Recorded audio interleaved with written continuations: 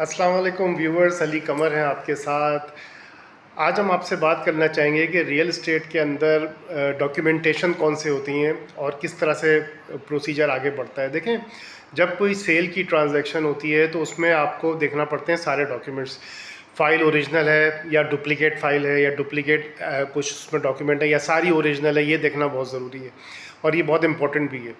सबसे ऑथेंटिक तरीका प्रॉपर्टी को वेरीफाई करने का ये है कि आप सर्च सर्टिफिकेट निकलवाएं। सर्च सर्टिफिकेट जो कि वैलिड होता है फॉर 2 वीक्स, लेकिन वो बहुत ही ऑथेंटिक होता है और उसमें आपको लेटेस्ट रिपोर्ट मिल जाती है प्लॉट से रिलेटेड या बेंगलोर से रिलेटेड या जो भी प्रॉपर्टी है। हर टाइप की प्रॉपर्टी का सर्च सर्टिफिकेट निकलवाया जाता है। बैंक भी जब फाइनेंसिंग करता है तो वो सर्च सर्टिफिकेट निकलवाता है।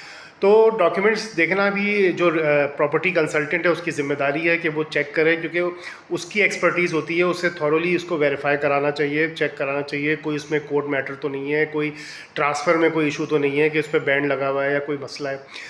फिर उसके जो ड्यूज़ हैं, सारे जो वाजिबात हैं, वो सारे क्लियर होने चाहिए। जब ट्रांसफ़र का दिन आए तो उससे पहले सारे ड्यूज़ क्लियर होने चाहिए। एनओसी उसकी आ जानी चाहिए, उसकी एनडीसी होनी चाहिए। अच्छा, ए लीज़ जब इशू होती है तो वो होता है कि आपको जब प्लॉट के ऊपर ए लीज़ मिलती है तो that is a permission to construct, कि अब आपको इजाज़त है, आप घर बना सकते हैं। आप नक्शा पास कराते हैं, अप्रूव मैप के मुताबिक आप घर बनाते हैं। जब घर बन जाता है या बिल्डिंग बन जाती है तो फिर चेक किया जाता है कि अप्रूव मैप के मुताबिक है, कोई वायलेशन तो नहीं है। फिर उसकी बी लीज़ होती है, कंप्लीशन होती है। कंप्लीशन के बाद ज़ाहिर है फिर इस दौरान सारी चीज़ें आपकी आप अप्लाई कर देते हैं। इसमें बिजली आ जाती है, आपकी गैस आ जाती है, पानी आ जाता है, फ़ोन कनेक्शन है, जो भी आप चीज़ें चाहते हैं जो यूटिलिटीज़ में आती हैं वो सब आप करते हैं। अच्छा, इस चीज़ का ख्याल रखना ज़रूरी है कि जब भी कोई चीज़ आप लेते हैं बुकिंग पे, ये तो मैंने बात करी आपसे रेडी चीज़ जिसको हम सेकेंडरी मार्केट कहते हैं। अब जो होती है प्राइमरी मार्केट, उसमें बुकिंग पे जब आप प्लॉट लेते हैं या अपार्टमेंट लेते हैं या कुछ भी लेते हैं तो उसमें हमेशा याद रखिएगा उस प्रॉपर्टी के यूनिट की प्राइस मेंशन होती है।